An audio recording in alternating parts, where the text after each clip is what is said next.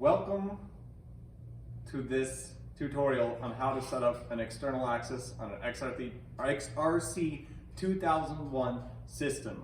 I am Andrew of Robo Ranch. This is my first YouTube video. Hello. Took me a while to get here. So, here, I bought this XRC-2001 setup. It was originally set up as a DR2C system, so it could, have two robots grouped together. I separated that, reinitialized it, and it has all the external access hardware that you need, that I need in order to make the whole shebang work. So here we have, pardon the mess, this is just pulled out of storage in order to do this demo. Here is the amplifier, here's the converter. This is your external access board. The only critical components to set up an external access are the external access board. These cables, which you can make, which I believe are 1-to-1. And if they're not, you can double check by verifying the pin out of these access cables on any Motoman servo pack. So far as I know, I'm just kind of figuring this out as I go. I am not with Motoman. Motoman is lovely.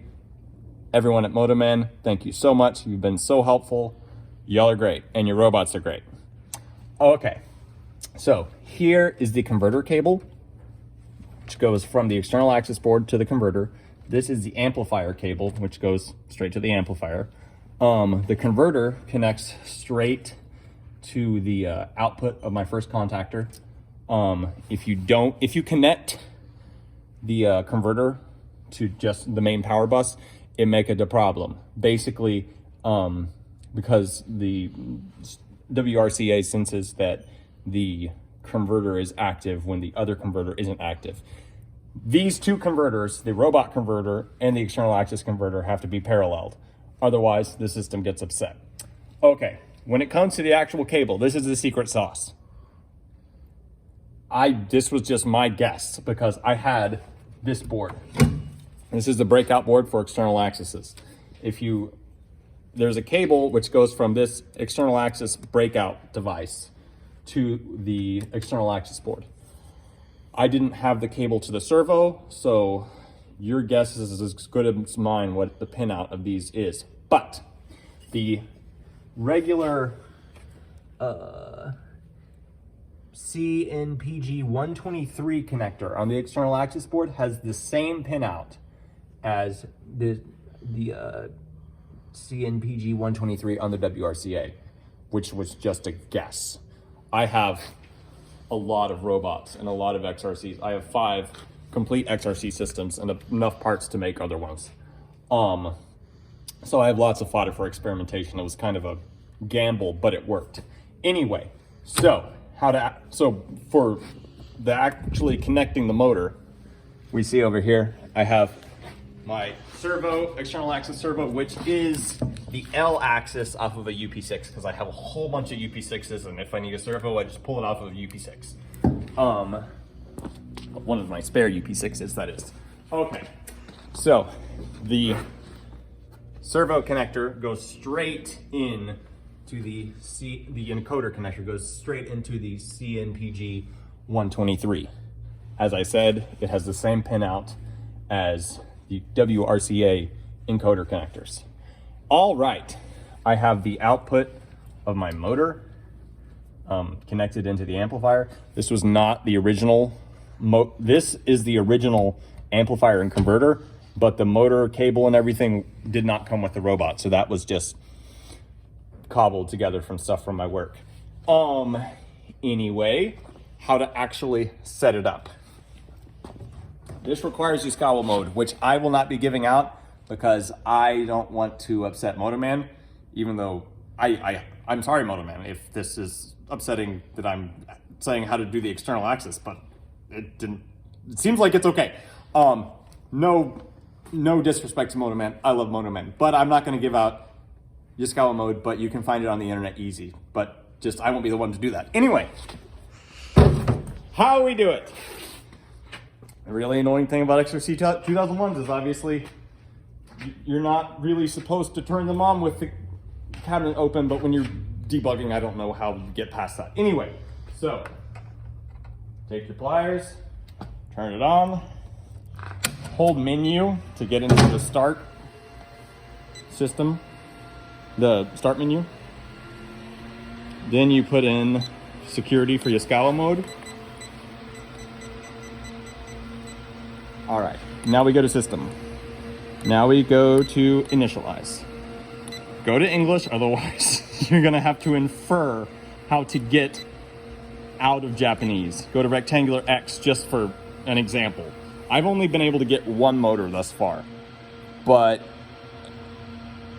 like this breakout board, the only thing that's in the breakout board is capacitors, which I think are just to cut down on noise. But hypothetically, you could make an encoder connector, which would group up to 3 axes to the CNPG-123 on the external axis board. So I'm going to choose rectangular X. So we got UP6 rectangular X. Just go with ball screw. All of this other stuff, you got to feel your way out because there's no data whatsoever on setting up an external axis. It was some help from MotoMan, but most of it I just kind of just got lucky and figured it out. So we'll set it at a really high range for like the actual axis limits, just so we don't run into any problems. So this is a SGMP 12A2A. Yes, that motor. It seems to be very forgiving about what kind of motor goes with what kind of amp and what kind of amplifier goes with what kind of converter. Probably the best way to figure that out is going through the robot manuals and finding which robot has which servo and then which amplifier goes to that servo. Also, you're gonna need, not pictured here, the regenerative braking resistor, because if there's not a regenerative braking resistor hooked up to the converter, it errors out and says regen failure. Okay. So then we got JUSP, there you go. I don't need to read it out. You can read. Then there's my converter, amplifier, rotation direction normal. All the other stuff, gotta just figure out servo tuning wise, but it doesn't seem to matter too much for this particular, setup. We'll go to arc, enter, enter, enter. Have to enable safety spec. If you don't, it will give you the error power on unit mismatch, and you won't be able to do anything at all. As soon as it starts up, you're screwed. So be sure and enable that. Enter, enter, enter, initialize, yes. Now, we restart.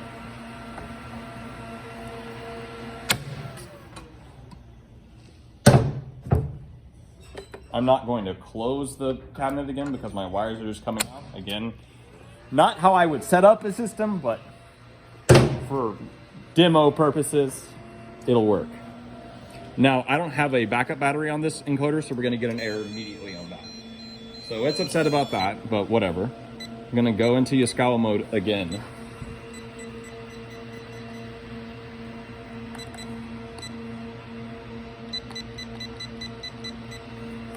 Okay, now we go to parameter, go to FD, then go to FD007, go to 1, that's coordinated motion.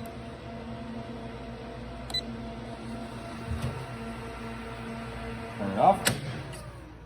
It doesn't like it when you change parameters and then just try and continue working. At least a parameter of that level. Maybe other parameters, I don't know. I've been working with these things for like a year or two. Same errors. Now we're going to, we can just go to management mode, which is 1, 2, 3, 4, 5, 6, 7, 8, 9s. Now, this is just an approximate home position. Normally I'd figure it out better, but whatever, it doesn't matter for this demo. Gonna go to home, home, home. All right, now we're at home, so now we should be able to create a job. Oh, as you can see, external axis is now set up. running with my external axis key, my high-speed key, and first axis buttons. Now, let's create a job to demonstrate coordinated motion. Just A, whatever. I'm gonna reinitialize this after anyway. Group set is just R1. You don't even have to set your station. Okay, so now we're going to do a point right here. We'll set it to 100 so we can see it move quickly. Now, let's change.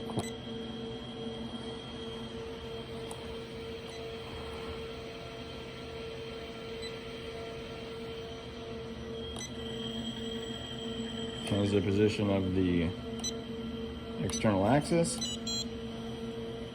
Now, change the robot position. Change external axis. Wait, let me delete that one.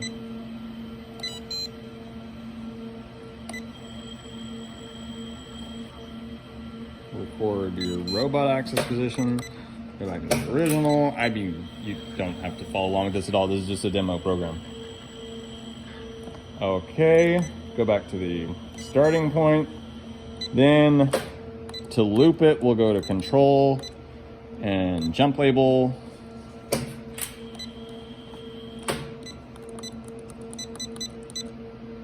Now we'll insert our label.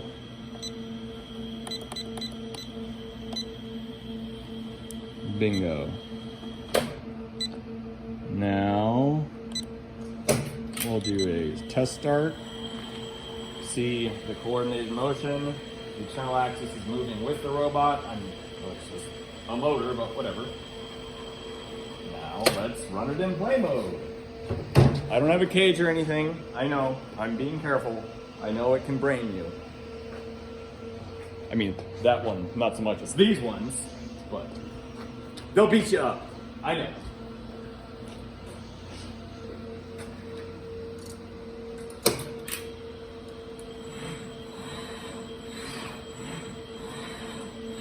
That would be a gibberish job. You can see external axis moving in coordination with the robot. So that's all I got for you. Happy Sunday.